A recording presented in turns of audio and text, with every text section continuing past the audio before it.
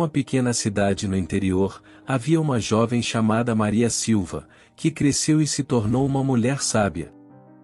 Ela nunca aspirou a uma vida na cidade agitada, preferindo a tranquilidade e segurança que a vida no campo oferecia. Certo dia, enquanto seu carro quebrou na estrada que ligava a cidade à sua fazenda, ela conheceu um belo rapaz chamado Mauro, que prontamente a ajudou. Foi amor à primeira vista, pois ele nunca tinha encontrado alguém tão bonita e determinada.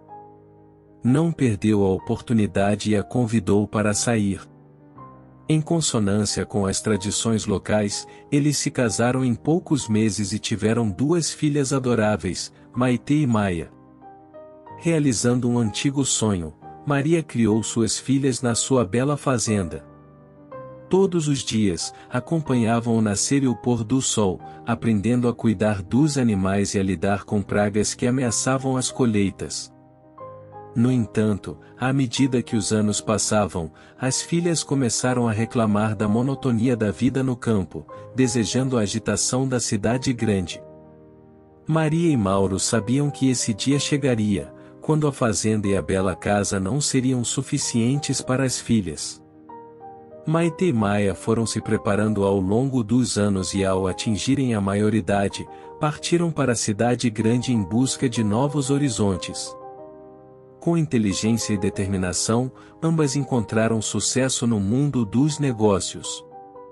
Embora Maria tenha ficado surpresa com o interesse delas em questões financeiras, ela ficou feliz por suas filhas. O tempo passou, e Maitê e Maia se tornaram mulheres de sucesso com suas próprias famílias. No entanto, a visita rara das filhas e dos netos entristeceu Maria e Mauro. Eles não forçavam as visitas, mas sentiam a falta delas profundamente. Infelizmente, uma grave doença acometeu o esposo de Maria e ele faleceu no conforto de sua cama, na fazenda em que morou quase que a vida toda. Sua mulher não saiu do seu lado em nenhum instante durante as semanas finais, ela sentia dor não apenas pela morte do seu marido, mas também pelo pouco caso que as filhas faziam.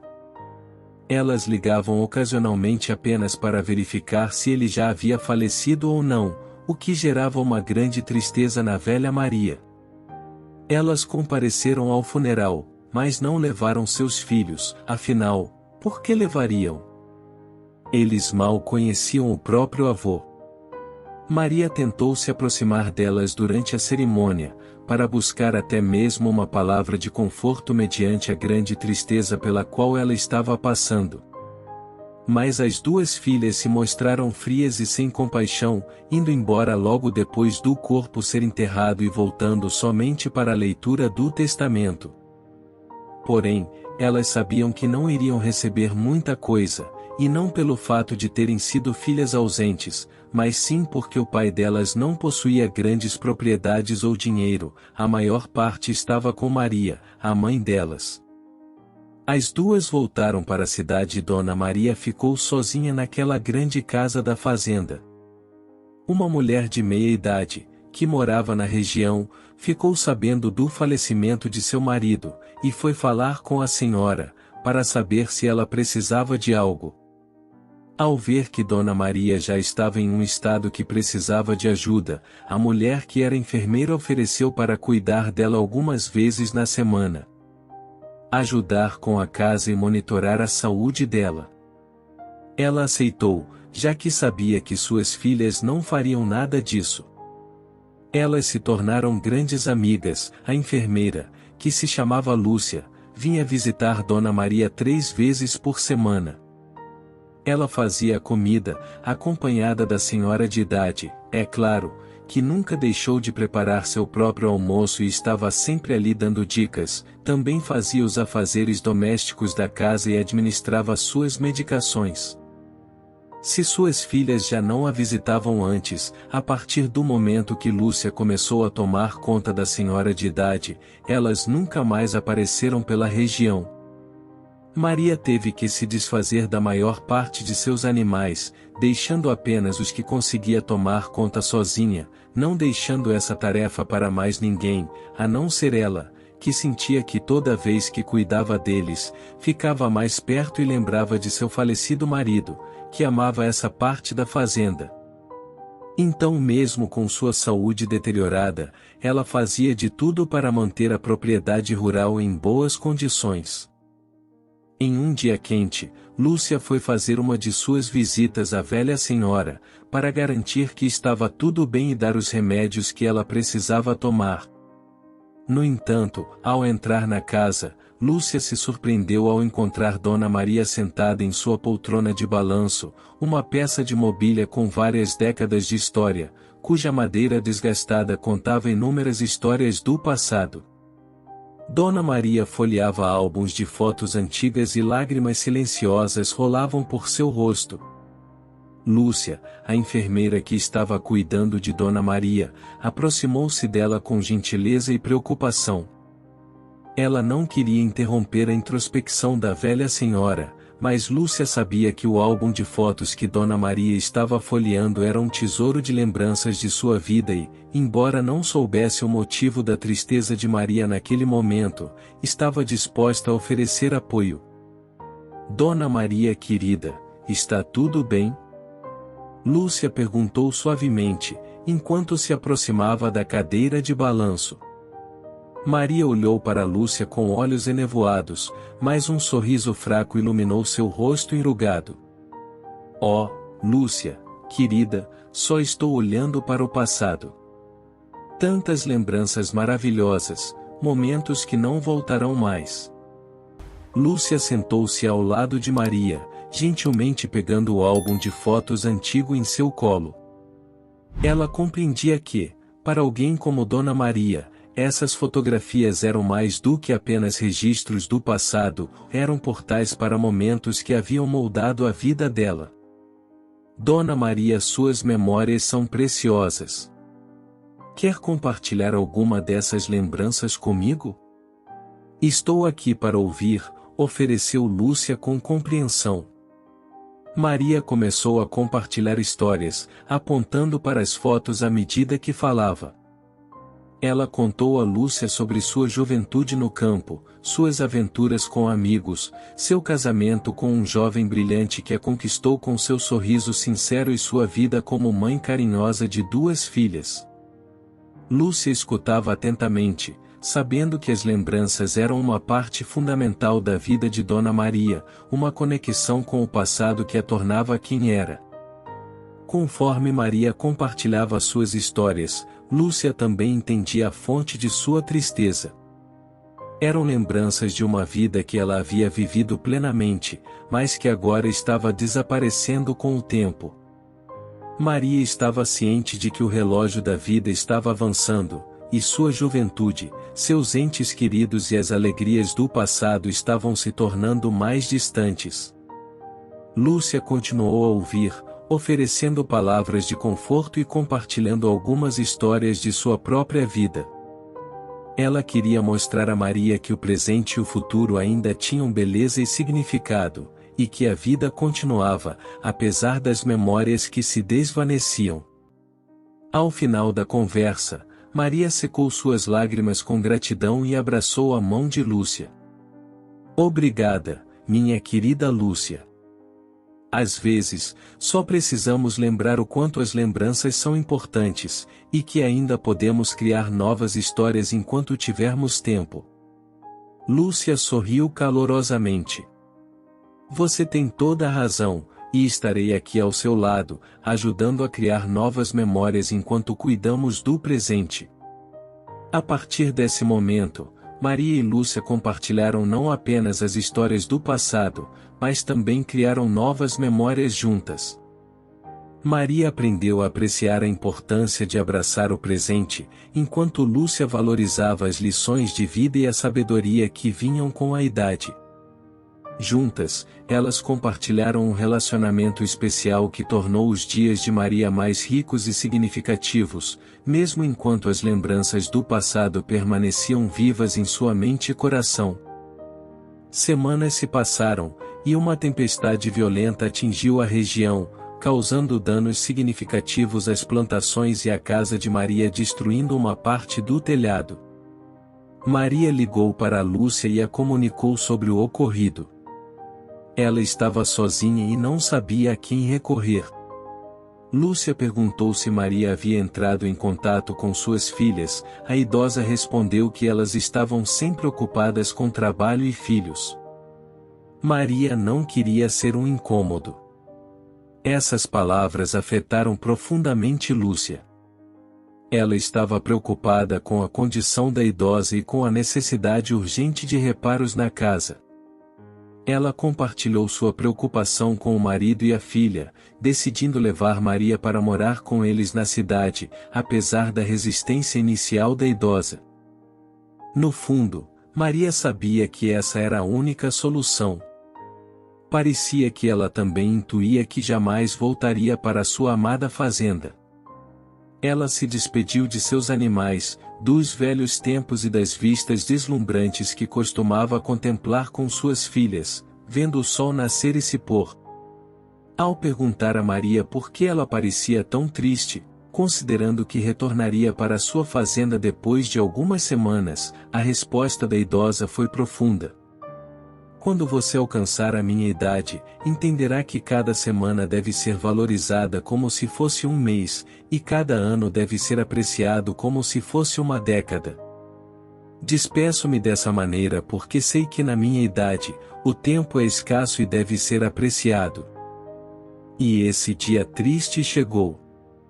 Maria faleceu quando o sol nascia, iluminando a janela de seu quarto na casa de Lúcia, apenas 2 semanas após deixar sua antiga casa. Não houve tempo para retornar à fazenda, que só foi reformada mais de 1 mês depois, devido a atrasos na obra. Lúcia tentou entrar em contato com as filhas de Maria para informá-las, e elas receberam a notícia com tristeza.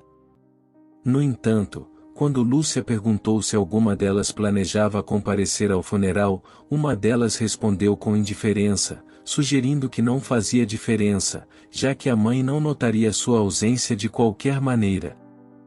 Iremos depois resolver a questão da casa, disse Maitê, uma das filhas de Maria.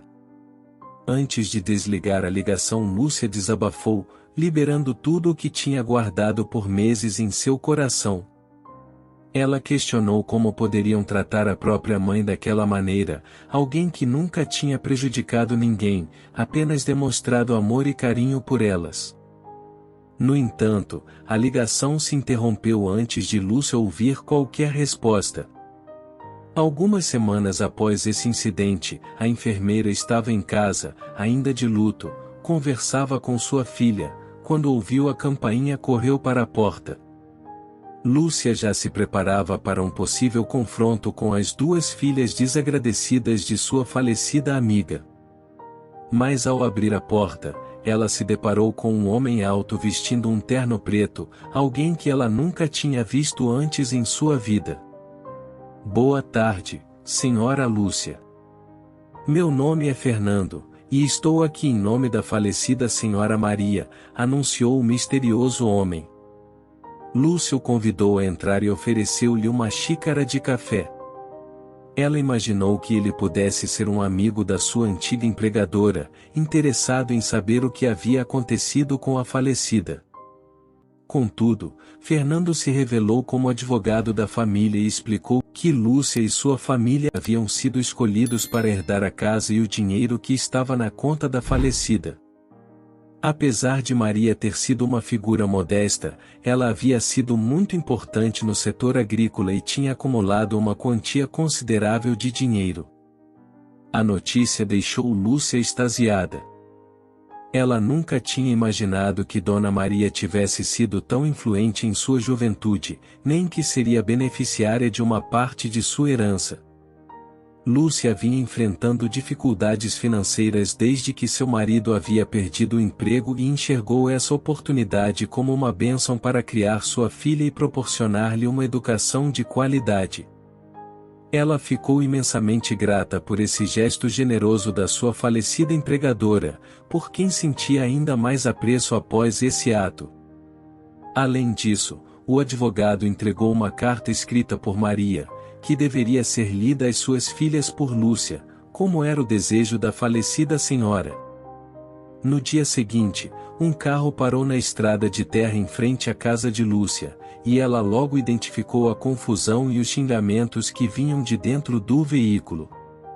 Ao abrir a porta, confirmou que eram as filhas de Maria, Maitê e Maia. Lúcia começou a ouvir acusações horríveis de uma delas: "Você a manipulou para isso, não é? Foi tudo um plano seu, uma interesseira. Isso não ficará assim." Lúcia pegou pacientemente a carta que Maria havia deixado em seu bolso e começou a ler em voz alta. "Se vocês duas estão ouvindo isso, significa que já não estou entre vocês. Imagino que estejam insultando a inocente e bondosa Lúcia, mas tenho certeza de que ela cuidará melhor da casa e do dinheiro do que vocês duas. Imagino que iriam vender ou transformar a minha fazenda em um centro empresarial ou algo parecido, e isso não posso permitir. Com Lúcia, tenho certeza de que tudo ficará bem. Quanto ao dinheiro, sei que minhas queridas filhas nunca tiveram tempo para mim, então presumo que também não terão para o meu dinheiro. Deixei uma quantia para os meus netos, que eles poderão acessar quando completarem 18 anos. Reconheço que o pouco contato que tive com eles se deve a vocês, e não a eles. Adeus, cuidem bem dos seus filhos para que eles nunca tenham que passar pelo que eu passei." As duas filhas ficaram emocionadas e não conseguiram conter as lágrimas. Além da carta, havia um álbum de fotos com imagens da família reunida e feliz há muitos anos, o que fez com que derramassem ainda mais lágrimas. Maitê e Maia entraram em seu carro e nunca mais voltaram à região. Lúcia cuidou da fazenda e mudou-se com sua família para casa, adquirindo novos animais e usando o dinheiro para embelezar ainda mais o local. Ela gostava de pensar que, no final das contas, as duas filhas se arrependeram de ter tratado os pais com tamanho desdém e de as terem abandonado. Era uma manhã de fim de semana ensolarada quando Dona Isabel, uma idosa cheia de energia, recebeu a notícia de que um novo salão de beleza havia aberto na sua cidade. Movida pela curiosidade, decidiu conferir as promoções e ofertas que estavam sendo anunciadas. Ao adentrar o salão, Isabel ficou encantada com a atmosfera acolhedora e charmosa do lugar. As paredes estavam decoradas com fotos de mulheres exibindo uma variedade de cortes de cabelo, enquanto grandes espelhos refletiam a beleza e elegância do ambiente. Prateleiras repletas de produtos de beleza completavam o cenário. Sentindo-se confortável nas poltronas aconchegantes, Isabel decidiu aproveitar o momento enquanto aguardava a sua vez.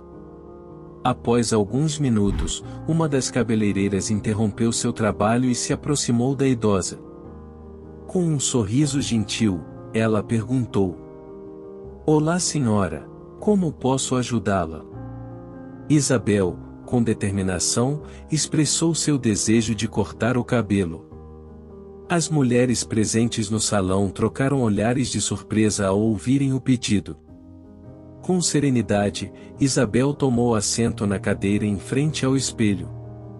Uma das cabeleireiras, encantada pela coragem e personalidade vibrante da idosa, aproximou-se dela. Com gentileza perguntou: "Qual é exatamente o corte que você deseja?" Com um sorriso no rosto, Isabel retirou de sua bolsa uma revista que havia guardado e mostrou à cabeleireira um modelo de corte que chamou sua atenção. A mulher examinou a página da revista, compreendendo o estilo desejado por Isabel. Em uma atmosfera hostil, as outras colegas de trabalho começaram a zombar da idosa. Uma delas debochou dizendo que o corte desejado era para jovens e que o cabelo da senhora era muito branco e pequeno, sugerindo que ela perderia ainda mais cabelo com o corte. Outra funcionária acrescentou que o corte certamente não caberia no seu orçamento, questionando se ela tinha noção do quanto aquilo custaria. Com crueldade, disseram que ela deveria economizar, comprar seus remédios e uma bengala, insinuando que seria mais adequado para alguém de sua idade. As palavras dolorosas proferidas pelas funcionárias fizeram com que todas começassem a rir da cliente. Em vez de acalmar a situação, a cabeleireira jogou mais lenha na fogueira, recusando-se a fazer o corte a menos que a senhora pagasse adiantado. A idosa, com determinação, respondeu que tinha dinheiro e pediu para não se preocuparem com o custo. Por fim, uma das funcionárias disse com sarcasmo: "Mas quantos anos você tem, vovó? Ainda estamos dizendo para você não cortar, é muito caro. Não desperdice seu dinheiro. Seu tempo já passou." Com os olhos baixos, Isabel sentiu-se profundamente magoada e algumas lágrimas escaparam. Ela sabia que ninguém iria ajudá-la naquela situação. Sentindo-se humilhada, ela se levantou e, enquanto caminhava em direção à porta, ouviu alguém dizer: "É melhor que você vá embora." Desolada, Isabel deixou o salão, levando consigo a sensação de humilhação e tristeza. Apesar de tudo o que havia acontecido, Isabel decidiu seguir em frente e dirigiu-se a um parque próximo, refletindo sobre os eventos desagradáveis. Enquanto caminhava, avistou um pequeno salão à sua frente. Aproximou-se da janela e observou que o local era modesto e não parecia ter clientes. Sentiu uma leve hesitação, mas decidiu entrar, alimentando a esperança de finalmente conseguir o corte desejado. Ao adentrar o salão, foi recebida por uma jovem vestida com roupas simples. Isabel, ainda abalada pelo episódio anterior, temeu que essa nova cabeleireira também pudesse zombar dela, ao mostrar o corte desejado. No entanto, decidiu arriscar. A cabeleireira convidou Isabel a se sentar na cadeira. E perguntou: "Madame, diga-me qual corte você deseja." A idosa respondeu: "Mocinha, eu tenho uma revista com um modelo que posso te mostrar." A cabeleireira aguardou pacientemente enquanto Isabel procurava a imagem na revista. Em seguida, a cabeleireira pegou a revista e examinou cuidadosamente a foto da modelo. Comentou: "Que bom gosto você tem, senhora. Escolheu o melhor corte para você. Acho que você deveria considerar pintar o cabelo para dar mais cor e vida ao corte. E não se preocupe, não será caro. Se desejar, pode escolher uma cor dentro desses catálogos." Grata pela abordagem gentil da cabeleireira, Isabel agradeceu e disse: "Hoje, faço 72 anos." Isabel sentiu uma onda de gratidão e sinceridade ao ouvir as palavras da jovem cabeleireira. Ela percebeu que mesmo com sua idade, ainda havia a possibilidade de cuidar de si mesma e se sentir linda. A idosa agradeceu à cabeleireira que desejou-lhe um feliz aniversário.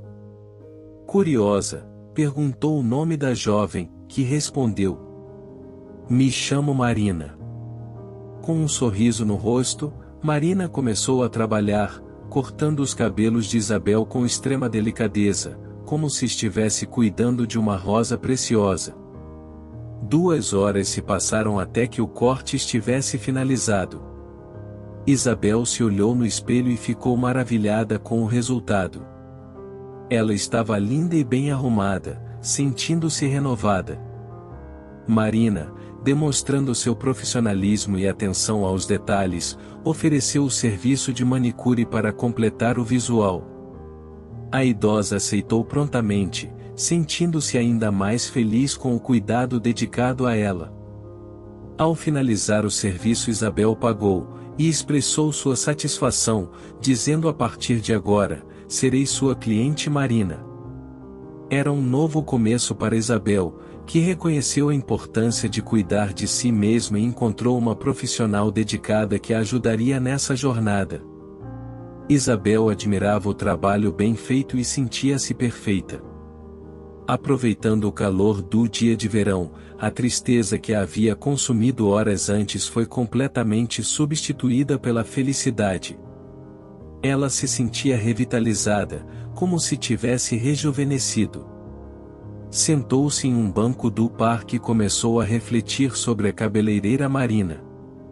Admirava a jovem por ser uma pessoa tão boa, apesar das dificuldades que enfrentava em sua vida. Recordou os momentos compartilhados durante o corte de cabelo, nos quais Marina havia compartilhado um pouco de sua história. Isabel ficou sabendo que Marina era uma imigrante recém-chegada ao país e enfrentava desafios em sua jornada. Ela vivia apenas com seu filho, Bento, e enquanto trabalhava, o pequeno ficava sob os cuidados de um berçário. Enquanto o sol brilhava sobre Isabel, ela sentia-se grata por ter encontrado Marina e por ter sido presenteada com uma transformação que ultrapassava o simples corte de cabelo. Era um momento de conexão, em que duas mulheres de gerações diferentes encontravam conforto e apoio mútuo.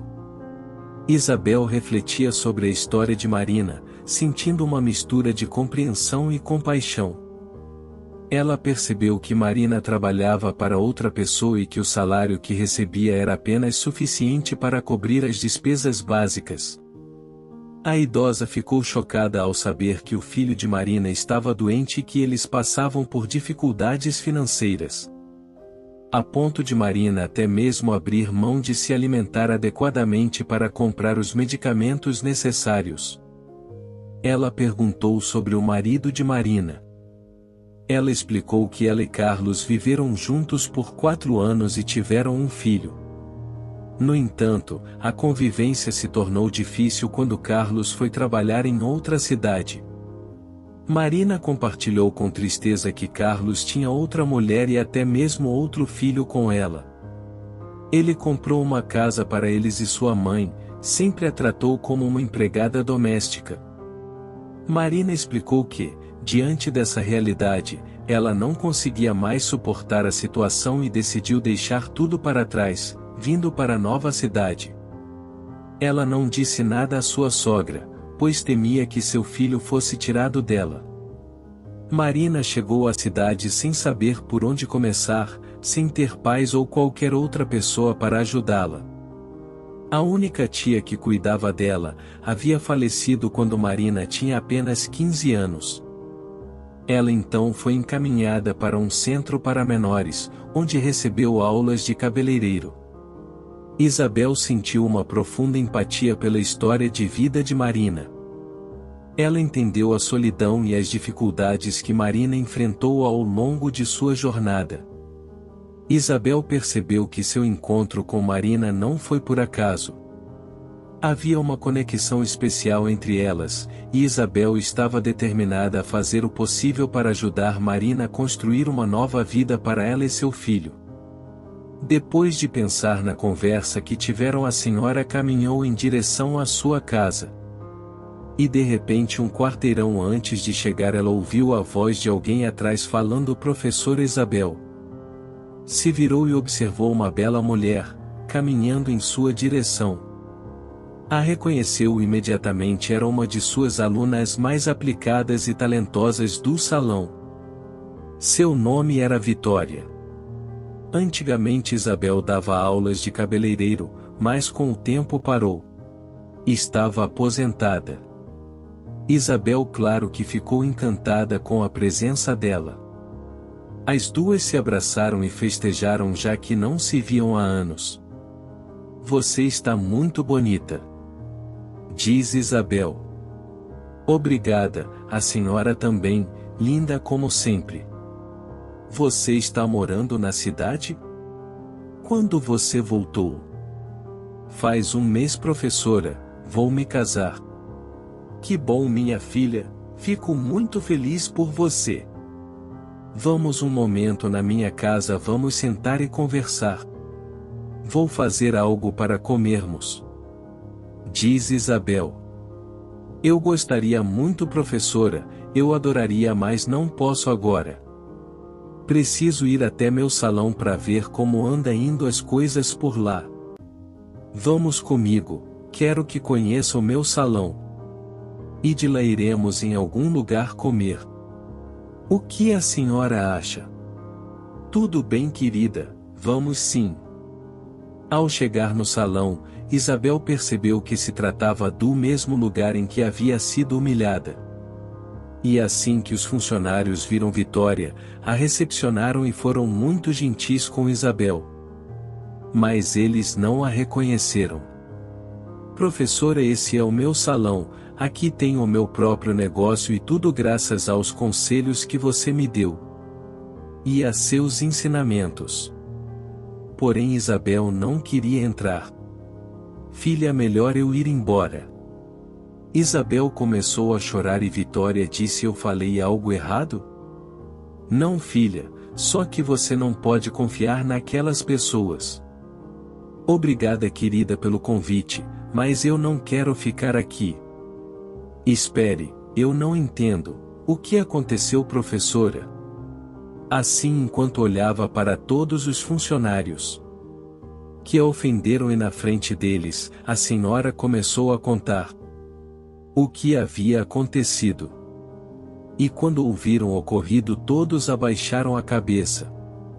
Vitória ficou muito indignada, pediu desculpas à professora e pediu para que ela esperasse em seu escritório por um momento, para que ela desse algumas instruções aos seus funcionários.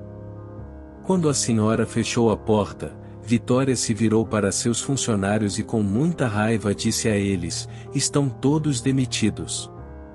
Como é possível que vocês ofenderam a esta mulher, que foi a minha professora? Meu salão é o melhor da cidade e paga 3 vezes mais do que outros salões de beleza. E mesmo assim tratam mal as clientes? Por isso não quero os ver novamente. Os funcionários ficaram sem fala. Não queriam ficar desempregados e pronunciaram-se. Nos desculpe, por favor, nos dê mais uma oportunidade. Porém Vitória já havia tomado sua decisão. Vitória pediu perdão a Isabel pelo ocorrido e a convidou para ir a um restaurante comemorar o seu aniversário. Ela preparou uma grande surpresa. A ex-aluna conseguiu convidar vários colegas daquela turma e a festa no restaurante acabou sendo divertida e muito alegre. Todos os alunos parabenizaram Isabel pelo aniversário. Dia seguinte Vitória chegou ao salão onde Marina trabalhava e as duas conversaram. Vitória ofereceu um emprego em seu salão, por recomendação de sua professora Isabel. Marina ficou muito feliz e aceitou. E começou a trabalhar no salão de Vitória. Isabel chegou no salão e foi abordada por Marina, que ficou super feliz e agradecida pela recomendação. Isabel disse a Marina: eu gostaria que você viesse morar comigo na minha casa.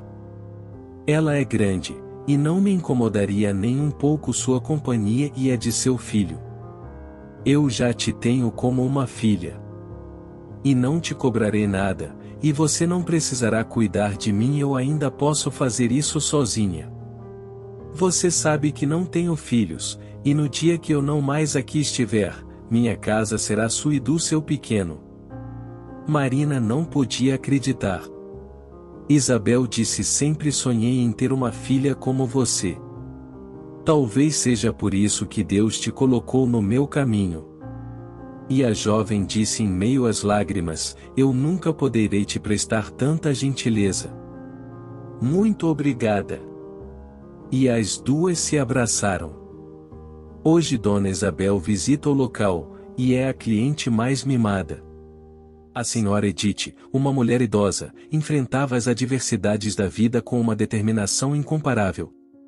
Nas ruas quentes, com o sol castigando suas costas curvadas, a velha senhora distribuía seu modesto currículo para as lojas locais, com esperança e incerteza marcando cada passo. Pensamentos preocupados ecoavam em sua mente. Ó Senhor, conseguirei arrumar um emprego nessa idade?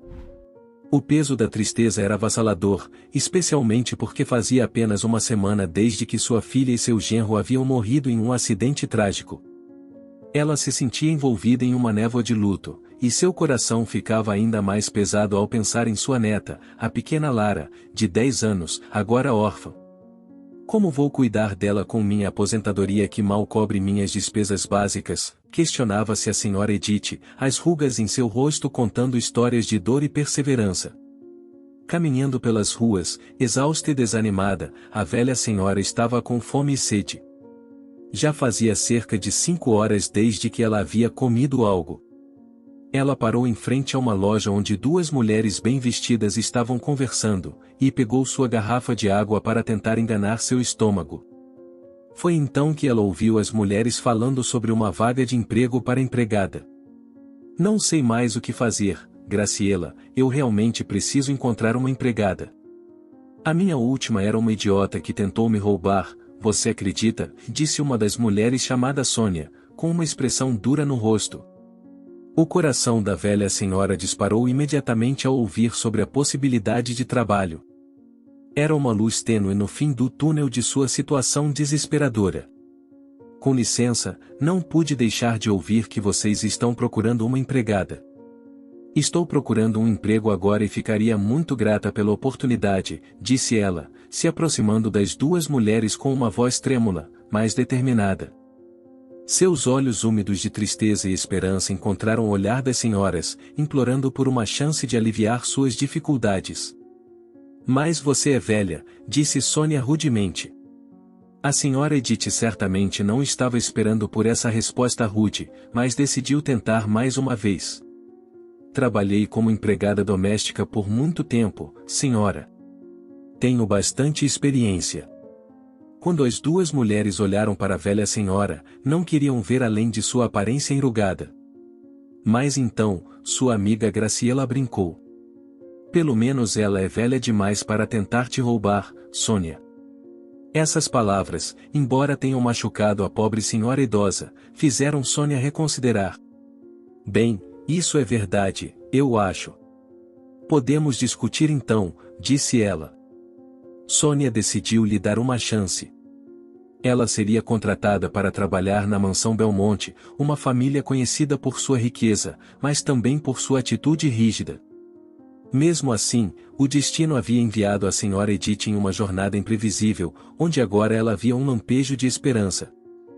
Esperança de finalmente cuidar de sua neta e sustentar o lar. Nos primeiros dias da senhora Edith na mansão Belmonte, ela tentava mesmo em passos lentos, completar cada tarefa rapidamente, ansiosa para impressionar seus chefes rigorosos. A rica mulher Sônia revelou-se uma figura arrogante, mas a velha senhora suportava as duras críticas em silêncio, mantendo o foco em sua razão para estar ali, sua neta, Lara. Ao final de seu exaustivo dia de trabalho, a senhora Edith, com as costas curvadas e o corpo frágil, buscava a menina na escola. Cada passo era um lembrete de sua idade afinal, ela já tinha 70 anos e a dor em todo o seu corpo era uma consequência inevitável de seu trabalho árduo. Como foi o seu dia, vovó? Perguntava a menina, sempre com olhos curiosos. Sua avó, no entanto, com um sorriso forçado, respondia que seu dia tinha sido ótimo, escondendo cuidadosamente sua realidade debilitante. Essa rotina repetitiva foi estabelecida com a mulher constantemente encontrando falhas em suas tarefas. Você não limpou o banheiro direito, Edith. Não esfregou os cantos do chuveiro? Inacreditável. Todas as empregadas são incompetentes, repreendia Sônia desdenhosamente, sem considerar a fragilidade da velha senhora. Cada reclamação era uma flecha perfurando a resistência emocional da velha senhora, mas ela persistia impulsionada pela necessidade de sustentar sua neta. Havia dias em que nem sequer tinham comida em casa. A velha senhora aprendeu a esconder sua dor e fadiga para não preocupar sua neta e não dar à mulher rica motivo para demiti-la, sempre respondendo às suas necessidades com um semblante otimista. Um dia, incapaz de deixar Lara em casa sozinha, a senhora Edith a levou consigo para o trabalho. Sônia não ficou feliz com isso, pois receberia alguns convidados que eram amigos de seu marido naquele dia. Mas a menina permaneceu quietamente sentada em um canto com sua boneca no colo. Não vou te dar trabalho, disse a menina, instruída por sua avó. Porém, mal sabiam elas que aquele dia guardava uma situação trágica para suas vidas. Isso porque a velha senhora, que havia trabalhado o dia todo incansavelmente esfregando panelas e frigideiras, agora tinha que colocar belos copos de cristal e outros utensílios na mesa para a mulher rica usar em sua festa de jantar. No entanto, devido à sua idade avançada e dedos doloridos insuportavelmente, o impensável aconteceu quando ela estava pegando os copos. Ela deixou cair um acidentalmente. A senhora Edith havia acabado de quebrar um valioso copo de cristal da coleção de arte da família Belmonte. O rosto da velha senhora foi instantaneamente preenchido com temor. Seus olhos arregalados refletiam o medo do que viria a seguir. Ela segurava os cacos, cortando suas mãos pequenas, incapaz de reverter o que já havia sido feito. Tremendo, seu coração batia rápido enquanto testemunhava Sônia correndo em direção à cozinha, gritando em descrença pelo copo valioso que havia sido quebrado. "O que você fez, sua bruxa velha?" bradou ela. Nada poderia conter o medo que consumia a pobre mulher naquele momento tenso, ainda com os cacos de vidro cortando suas mãos envelhecidas. "Eu não quis quebrar, senhora", disse a velha senhora, suando de terror com a possibilidade de perder seu emprego. "Não deveria ter te contratado. Você claramente está fora de sua capacidade para fazer as coisas direito", disse Sônia em um acesso de raiva, despejando suas palavras cruéis sobre a senhora Edith, transformando a cozinha em um palco de humilhação diante dos olhares atentos dos outros funcionários e dos convidados importantes. "Você sabe quanto custa esse copo? Sabe de que século ele é? Vale mais do que você já ganhou em toda a sua vida", gritava o marido dela. O eco das palavras do rico homem reverberava enquanto a velha senhora tentava desesperadamente se explicar, suas mãos trêmulas segurando os cacos do valioso copo. "Eu sinto muito, senhora Sônia", começou a velha senhora a chorar. "Desculpas não pagarão por um copo que vale milhões de dólares", rejeitou impiedosamente a rica senhora qualquer tentativa da senhora Edith de fazer as pazes. Os funcionários, com seus corações partidos, tiveram pena da pobre mulher. Era uma situação que poderia acontecer com qualquer um, e todos sabiam quão rudes e insensíveis aquela família rica era. "Coitada", sussurravam os funcionários enquanto observavam toda a cena. A velha senhora, de joelhos e desolada, pedia perdão, seus soluços ecoando na cozinha fria e implacável. "Você enfrentará as consequências, sua velha inútil", gritou Sônia. A velha senhora, envergonhada e abalada, implorava por compaixão, lágrimas escorrendo por seu rosto enrugado. Lara, segurando sua boneca firmemente, assistia à cena humilhante com olhos arregalados, seu coração inocente absorvendo a tristeza que pairava sobre sua avó. A senhora Edith, com lágrimas nos olhos, tentava recolher os cacos do copo quebrado com suas mãos feridas e sangrando, enquanto a mulher implacável continuava a despejar críticas e desprezo sobre ela. A menina, incapaz de conter sua compaixão apesar da pouca idade, correu para ficar perto de sua avó, com sua boneca apertada contra o peito. Ela olhou diretamente nos olhos da mulher rica e com uma voz determinada, falou: "Vovó e eu vamos trabalhar duro para pagar pelo copo, senhora." No entanto, Sônia e seu marido não foram tocados pelas palavras da criança e responderam com palavras duras. "Trabalhar duro? Essa velha inútil não consegue nem pegar um copo sem quebrá-lo. Vocês duas são um peso aqui. Não quero nenhuma de vocês na minha casa novamente. Saiam agora", disse o marido dela. A menina, apesar de sua pouca idade, sentiu a injustiça e o sofrimento de sua avó. Suas lágrimas se misturaram com as da senhora Edith, formando uma triste sinfonia de desespero e resistência. "Por favor, não a demita. Ela tem que comprar comida para nós", disse a menina. Alguns dos convidados ficaram chocados com aquele tratamento terrível. Afetou a todos presentes enquanto a cena de humilhação se desenrolava na mansão. Um dos convidados presentes, um renomado empresário e filantropo chamado David Buarque, observava a situação com intensa atenção. Seu olhar cheio de indignação refletia seu espanto com o mau tratamento dado à mulher idosa, tudo por causa de um simples copo quebrado. O empresário não conseguiu conter sua própria raiva que fervilhava dentro dele diante da crueldade de seus anfitriões. É assim que tratam uma pobre senhora idosa por causa de um mero acidente? É absolutamente inaceitável, suas palavras ecoavam na luxuosa cozinha. Sentindo-se moralmente compelido a intervir, o empresário repreendeu os Belmonte pelo seu comportamento repugnante, enfatizando a falta de humanidade em suas atitudes. Vocês desfrutam de todo o luxo e prosperidade, mas parecem esquecer a essência da empatia e compaixão que deveriam ter em suas vidas. Como vocês não se envergonham, disse incisivamente. Mas Sônia, a milionária tentou se explicar, sentindo-se envergonhada. David era o amigo mais rico deles e sempre compartilhava tudo com eles, então ser repreendido por ele era algo que o casal sem coração não esperava. O filantropo recordou os sacrifícios de sua própria mãe, que trabalhou incansavelmente até seus últimos dias, mesmo aos 95 anos, para lhe proporcionar uma vida melhor.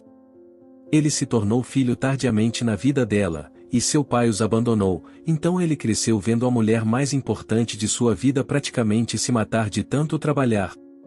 Esta senhora me lembra muito a minha mãe, que sacrificou tanto por mim, e ela está fazendo o mesmo pela sua neta. Então, não vou permitir que vocês tratem essa mulher com tamanha insensibilidade na minha presença.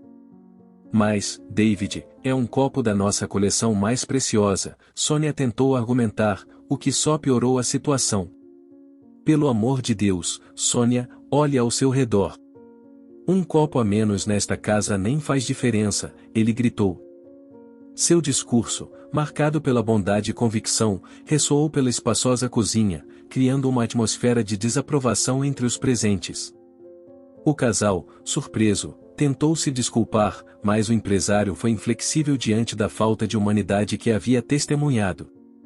A luxuosa cozinha foi envolvida por um silêncio tenso após a repreensão fervorosa de David. A velha senhora, ainda de joelhos e atordoada com o desenrolar dos acontecimentos, observava o empresário se aproximar dela com uma expressão gentil. Ele estendeu suas mãos e a ajudou gentilmente a se levantar, contradizendo a hostilidade que havia reinado momentos antes. Não se preocupe, senhora. Ninguém merece ser tratado assim, especialmente alguém que trabalha tão duro quanto você, ele disse enquanto ajudava a senhora Edith a se levantar. Olhares surpresos e murmúrios se espalharam pela mansão, criando uma atmosfera de perplexidade entre os presentes, incluindo os ricos e seus convidados. A velha senhora, ainda sem palavras, permitiu cuidadosamente que David lavasse suas mãos ensanguentadas do incidente com o copo quebrado. Está doendo, senhora Edith? Perguntou o empresário, mostrando uma preocupação genuína. Não, está tudo bem, querido, ela respondeu um pouco constrangida. Meu Deus, nunca esperei ser tratada com tanta gentileza aqui, pensou ela, enquanto seus olhos brilhavam com lágrimas de gratidão. Muito obrigada, senhor, disse ela, enquanto David lavava suas mãos.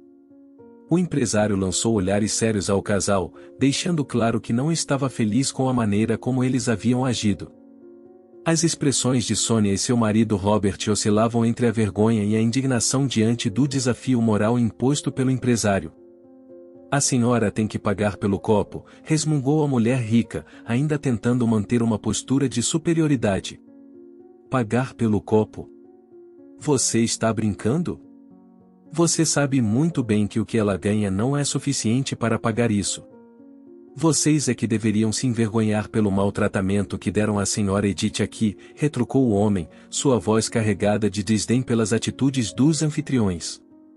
A velha senhora, agora com as mãos limpas e secas, estava fascinada com a gentileza incomum que estava recebendo. Muito obrigada, Sr. Buarque. Não consigo agradecer o suficiente pela sua gentileza. Não se preocupe, Sra. Edith. Peço desculpas em nome dos meus amigos e pagarei pelo copo quebrado, disse ele, com um olhar sério e desafiador, deixando as palavras ecoarem na consciência de todos. Então ele se dirigiu novamente à velha senhora. Também gostaria de lhe oferecer uma oportunidade de emprego. Você gostaria de trabalhar para uma das minhas empresas? Você receberá um salário decente e condições de trabalho justo, garantindo o bem-estar seu e de sua neta. Ainda absorvendo o choque da reviravolta, a senhora Edith olhou para o empresário com gratidão. A pequena Lara, segurando sua boneca, observava a avó com olhos brilhantes, ansiosa por um novo capítulo em suas vidas. Senhora Edith aceitou com muita alegria e gratidão. O caso da humilhação sofrida pela senhora Edith na mansão Belmonte logo se espalhou por toda parte, tornando-se o principal assunto de conversa na alta sociedade. Os amigos e conhecidos do casal milionário foram os primeiros a ouvir sobre a rudeza, e o eco da seu mau comportamento ressoou por todos os círculos sociais. Vergonha para aqueles dois, comentavam. As repercussões negativas não se limitaram aos círculos sociais, mas afetaram o ambiente interno da mansão. Muitos funcionários, perturbados pela crueldade que testemunharam, escolheram renunciar, recusando-se a aceitar um ambiente que permitia tamanha insensibilidade. Vocês não podem se demitir, gritou Sônia indignada, vendo seus funcionários partirem um por um. Enquanto isso, a velha senhora e a pequena Lara encontraram um novo começo cheio de esperança e dignidade.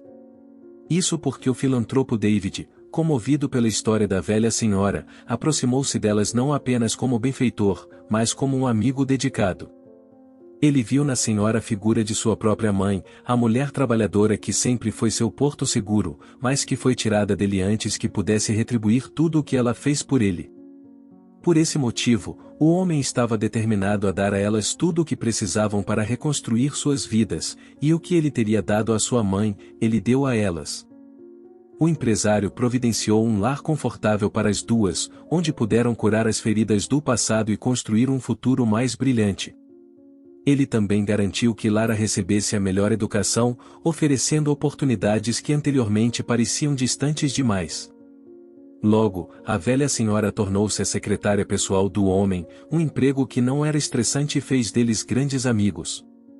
A relação entre os três floresceu ao longo do tempo em uma verdadeira família escolhida. O rico homem não apenas supriu suas necessidades materiais, mas também ofereceu apoio emocional. Era como se ele fosse um filho para a senhora Edith e um tio amoroso para a pequena garota. Enquanto isso, os Belmonte permaneceram isolados em sua luxuosa mansão, refletindo amargamente sobre as consequências de suas ações. A arrogância e insensibilidade que antes reinavam foram agora substituídas pelo desconfortável silêncio de um lar desfeito. E assim, a velha senhora abraçou seu novo começo, cercada por calor humano e pela oportunidade de um futuro melhor. E se você gostou desta história, tenho certeza de que o próximo vídeo que aparecer em sua tela também irá tocá-lo. Não se esqueça de dar um like, se inscrever no canal e ativar o sino de notificação para não perder nenhum de nossos vídeos. Até a próxima história.